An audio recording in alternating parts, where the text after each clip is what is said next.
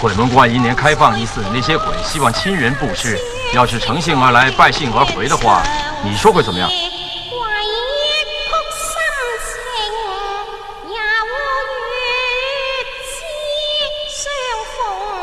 今天给大家带来台湾最新恐怖短片《中元节不寻常禁忌》。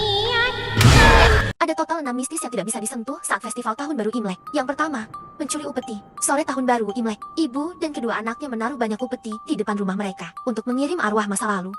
Juga berharap mereka tidak datang ke rumah dan menakut-nakuti dua anak itu. Karena mata seorang anak dapat melihat hal gaib. Setelah bersujud tulus, ibuku kembali menyiapkan makan malam. Sebelum pergi, dia menasehati anak-anak untuk tidak memakan upeti. Tapi ketika ibu baru saja pergi, kakak tidak bisa mengendalikan tangannya.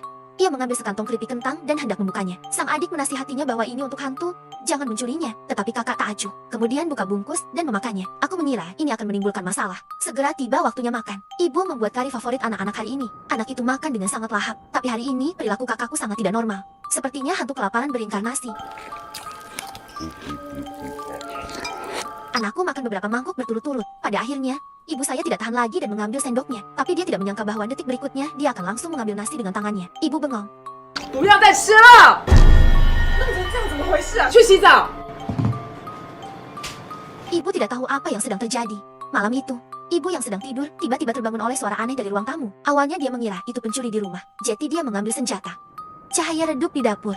Ketika dia masuk, dia menemukan sisa makanan dari lemari es berserakan di seluruh lantai.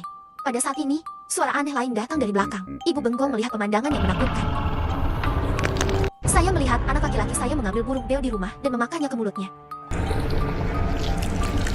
Pindah ke cerita nomor 2. Larut malam di gedung asrama untuk anak laki-laki di universitas yang tidak jelas. Setelah mencuci dan menjemur pakaian, bocah itu kembali ke asrama dan siap untuk tidur. Tapi baru saja berbaring, punggungku tiba-tiba gatal tak tertahankan seperti alergi. Ada ujian penting besok. Jika dia tidak beristirahat dengan baik, itu dapat memengaruhi nilai ujiannya. Anak laki-laki itu keluar untuk mandi untuk menghilangkan rasa gatal. Saya tidak menyangka ada gadis berambut panjang yang masih mencuci pakaian. Tis bertanya, apakah asrama pria dan wanita di berbagi ruang air? Anak itu hanya bergegas dan bersiap untuk pergi. Gadis itu masih di sana mengulangi tindakan yang sama. Saya pikir saya bisa kembali dan tidur nyenyak. Tidak menyangka akan berbaring kurang dari 1 menit kali ini. Anak laki-laki itu gatal lagi. Hanya bisa mengambil handuk dan berlari ke kamar mandi lagi. Akhirnya pria itu melihat gadis itu mencuci pakaian lagi. Pria itu tidak bisa melihat seperti apa wajah dengan tertutup rambut panjang seperti itu. Dan cowok itu terkejut. Tapi ia tidak memikirkannya. Bocah itu bangun tidur dengan wajah lelah. Dia mengeluh kepada teman sekamarnya bahwa dia tidak bisa tidur nyenyak setelah mandi beberapa kali tadi malam. Teman sekamar itu menatapnya dengan terkejut. Saya tidak melihat anak laki-laki itu bangun dan mandi sama sekali. 我没有看你起床过啊，你血很明哦。Anak laki-laki itu datang ke kamar mandi untuk mandi dengan linglung, memikirkan hal aneh tadi malam. Mau tak mau melihat tempat gadis mencuci pakaian mereka. Mungkinkah berpikir hanya mimpi? Ujian akan segera tiba. Bocah itu memakai lensa kontaknya dan hendak pergi. Tapi dia melihat gambar di cermin yang tidak akan pernah dia lupakan. Pindah ke cerita nomor 3. Bersio di tengah malam. Pria itu harus pergi lembur karena masalah pekerjaan. Untungnya, berhasil memenangkan pelanggan bukanlah buang-buang waktu. Pria itu yang bahagia dan tanpa sadar meniup peluit di garasi bawah tanah.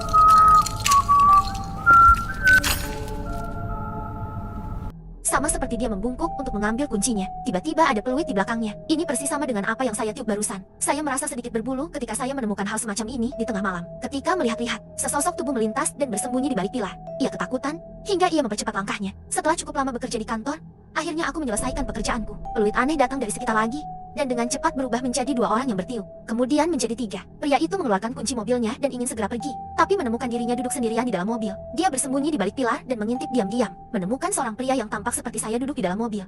Tiba-tiba terdengar suara langkah kaki di belakangnya. Tampilan pop cepat pria. Adegan ini persis sama dengan sosok yang saya lihat sebelumnya. Seolah aku telah menjadi pria licik di balik pilar. Dia sangat ketakutan sehingga dia melarikan diri.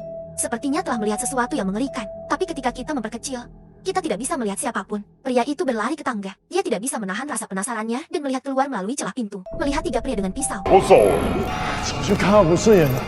Yang lebih menakutkan adalah wajah mereka bisa berubah menjadi seperti laki-laki kapan saja. 把他找出来。捅他一刀的人就可以取代他的人生。